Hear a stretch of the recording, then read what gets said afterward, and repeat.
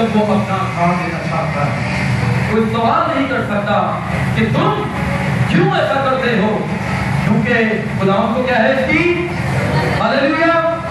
اگر خداوند مجھے اور آپ کو کوئی کام کرنے کے لیے کہے اور خداوند کہے میں یہ چاہتا ہوں، تو پھر ہم کون ہوتے ہیں کہیں کہ ایسا کیسے ہو سکتا ہے، ویسے کیسے ہو سکتا ہے؟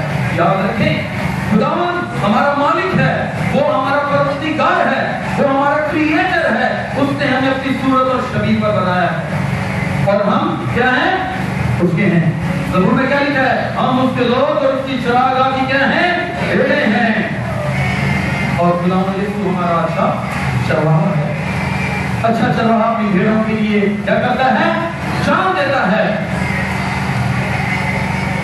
خداوند یسوع مسیح بادشاہ ہے، اور اگر بادشاہ کو ویلکم کیا جائے اور بادشاہ کی تعظیم اس طریقے سے نہ کی جائے جس کے لائق ہے وہ، تو پھر ویلکم ادھورا رہتا ہے۔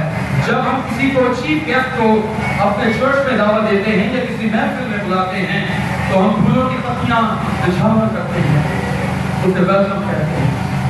اب میرے عزیزو، ہمیں خداوند یسوع مسیح کو نہ تو گلے پر آتے ہوئے یا لانے کی ضرورت ہے اور نہ یہ دوبارہ ہوگا۔ اب ایک واقعہ ہونا ضروری ہے، مکاشفہ کی کتاب میں لکھا ہے، وہ میں نے ایک کو دیکھا، آئے دیکھتے ہیں مکاشفہ کی کتاب میں ہے، میرے ساتھ دیکھیے بائبل مقدس کی آخری کتاب مکاشفہ کی کتاب دیکھیے۔ اب یسوع مسیح کی انٹری کیسی ہے؟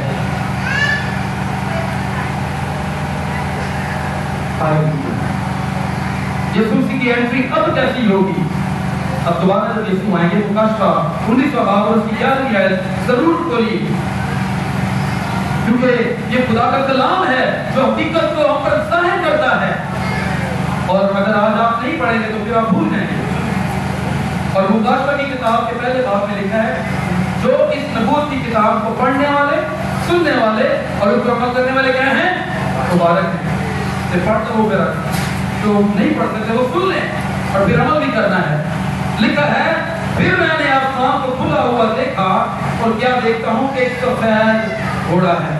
کیا دیکھا جی؟ سب بولے سفید گھوڑا ہے اور اس پر ایک سوار ہے جو سچا اور برحق ہے، اور وہ راستی کے ساتھ انصاف اور بڑائی کرتا ہے، اور اس کی آنکھیں آگ کے شعلے ہیں، اور اس کے سر پر بہت سے تاج ہیں، اور اس کا ایک نام لکھا ہوا ہے جسے اس کے سوا اور کوئی نہیں جانتا، اور وہ خون کی چھڑکی ہوئی پوشاک پہنے ہوئے ہے، اور اس کا نام کلام خدا کہلاتا ہے۔ ہاللیلویا!